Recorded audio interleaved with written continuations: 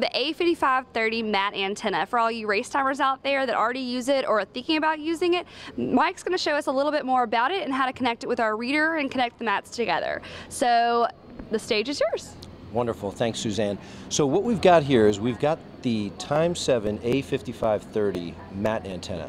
What we've done is we've taken that antenna and we've created a new part numbering system called RTAS, R-T-A-S, Race Timing Antenna System. Okay. And what we've done is we've taken this antenna, which essentially is an RFID antenna embedded in a polyurethane mat, specifically used in race timing. Okay, so on race day, what we hear from a lot of race timers is that setting up trussing systems, particularly early in the morning in the dark, is very difficult. Also, if it happens to be a windy day, it's almost impossible to keep those trusses from falling down. So the race timing mat antenna is really the perfect solution. I'm going to go ahead and show you how this gets set up on race day. So what I've got here is, I've got RTAS 1, which has the 8-foot cable extension. We've got RTAS 2 with the 12-foot extension.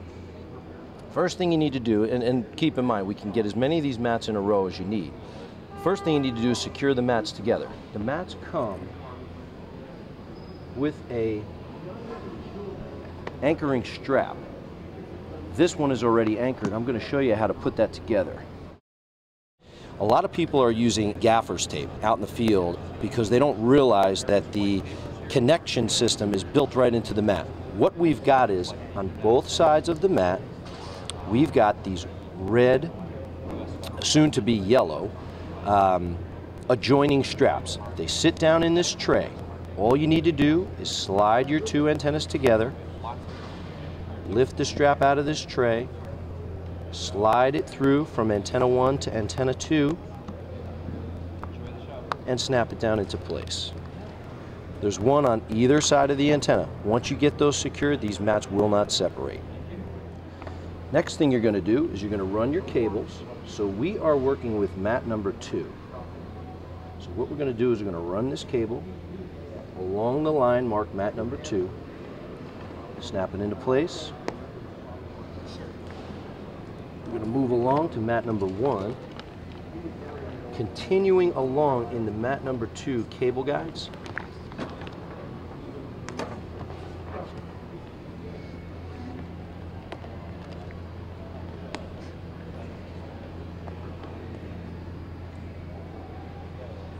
And what we've got here is we've got the cable coming from mat number 1 through cable guide number 1, already pre-attached to our reader. Here we're going to take cable number 2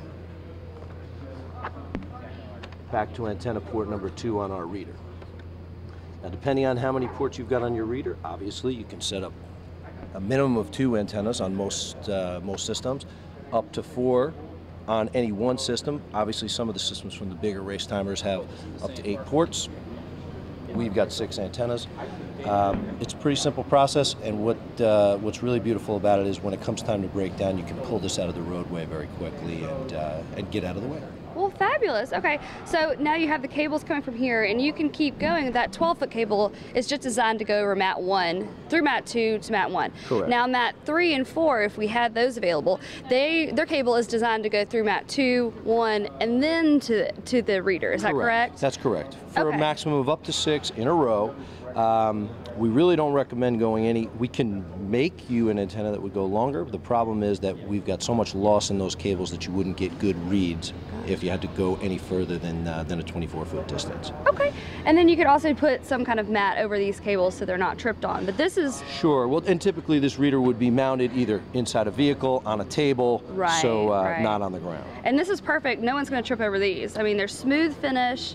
You've got your number 1 label and your number 2 label, so correct. You know which one you're dealing with. Well, it makes it easy setup on race day, especially for people who don't, you know, sometimes you've got to hire additional help for race day. It's easier to train people to do this than to set up a trussing system. Exactly, and you've even got your line. So here is your finish line, your start line, whatever you have.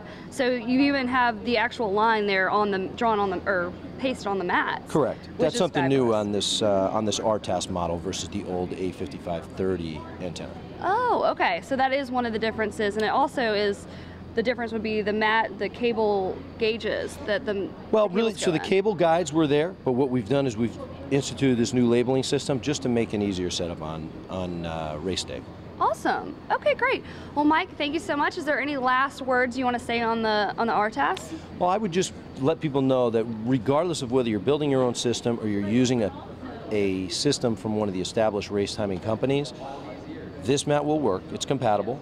And the only other thing I would say is on race day, best practices when it comes to tagging would be race timing bib with, we recommend two RFID tags positioned vertically on the race bib. That's going to give you your highest read rate. Read range for this type Correct. of, okay, great. Well, thank you so much for joining us today. And we love learning more about anything race timing. So this is fabulous. I can't wait to learn more about the other products you have brought to RFID Journal Live.